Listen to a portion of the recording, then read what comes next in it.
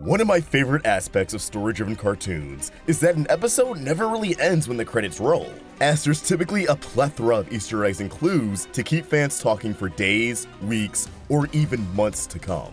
Which is also why binge releases were a mistake. In the case of the Owl House and Amphibia, however, they follow in the footsteps of their predecessor, Gravity Falls. I'm talking hidden codes, secret messages, creating brand new alphabets, the kind of stuff we love digging into here.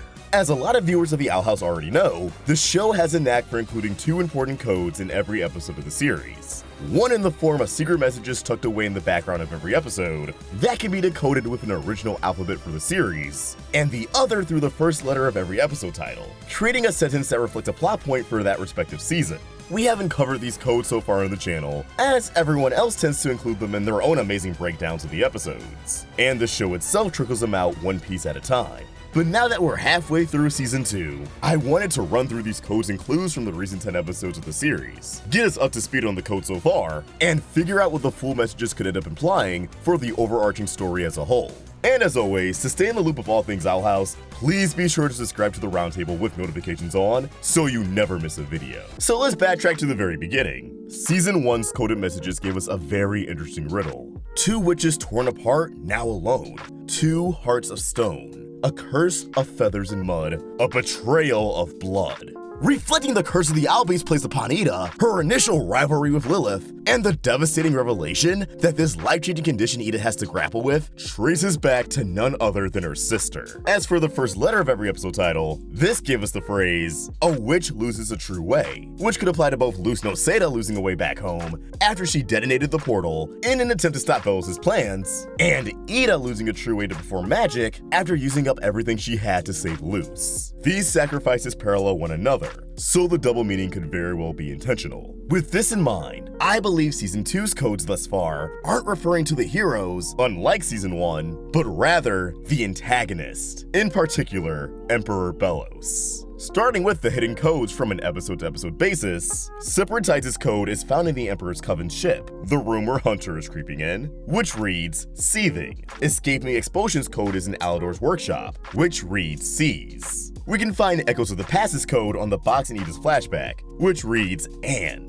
Keeping Up Appearances features the code on a boulder near Wartlog's lair, which reads, Puppet. Through the Looking Glass Ruins' code is on a statue within the Forbidden Stacks, which translates to Strings. The code in Hunting Palisman can be found on the top right-hand corner of a staircase, which reads, He.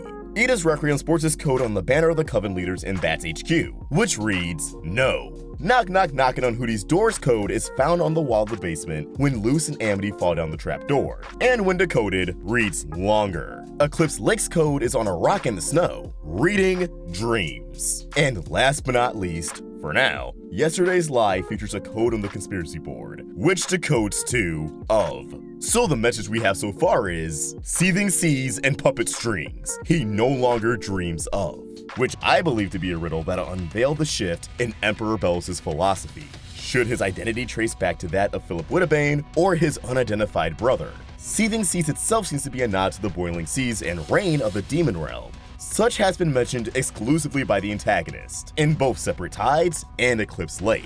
How about I leave you dangling above the boiling sea?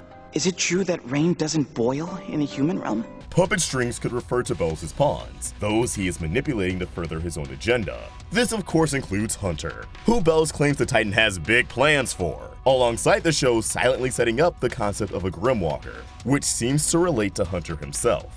It could also refer to the likes of Kikimora, who's on a downward spiral, desperately trying to ensure that she remains a valued and trusted servant. Puppet strings could even include the Blights, Alador and Odalia, who are now under Belos' payroll without much of a choice after the events of escaping expulsion, engineering abomatons for the Emperor's Coven, and potentially other weapons that we are left in the dark about.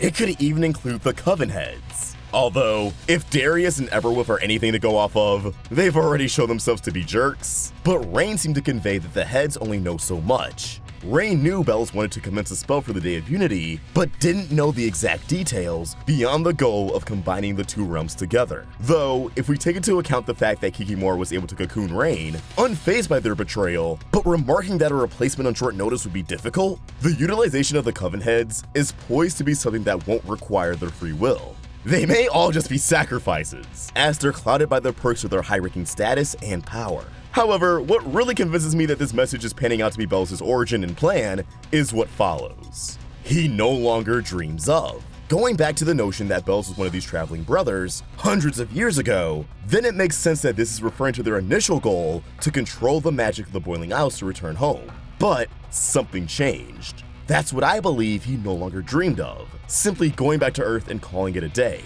Belos became enamored with what the Demon Realm had to offer, now attached to magic. Thus, I believe the rest of this message will reveal Belos' shift towards controlling magic, not to return to Earth, but to benefit Earth, which could be the reason why he wants to merge the two realms. Perhaps he believes magic can save mankind and fix the damaged planet we call Earth, while eliminating the horrifying living conditions of the Demon Realm, tying into why he remembered Earth so fondly in Eclipse Lake. Now, there's 11 episodes left in the season, meaning there are 11 codes and 11 words left for this message. It could go in a completely different direction, but I'm confident in the trajectory we're on now. As for the episode titles, the first letter of each thus far gives us Seek the Key. And with 11 episodes left, that's 11 more letters to add to this. I've seen suggestions such as Seek the Key to True Unity, which totally adds up. Regardless, this is likely referring to, of course, the Portal Key, which Amity and Hunter engaged in a heated battle over in Eclipse Lake after discovering the key is filled with Titan's blood. Before Hunter returned with the key off screen, Belos sought after it to complete the portal. But if this isn't a complete villain POV, perhaps this could reflect Luce's mission for the second half of the season. Seek the key from the clutches of Belos to save the world. Or maybe there's another key we don't even know about. But with us already being at the halfway point, I'm skeptical that would be the case. And there you have it, the codes of Season 2 thus far, and what they could mean. As always, I want to know what you guys think. What do you believe these messages could be spelling out? How do you think it could tie into the end of the season, similar to the Season 1 messages?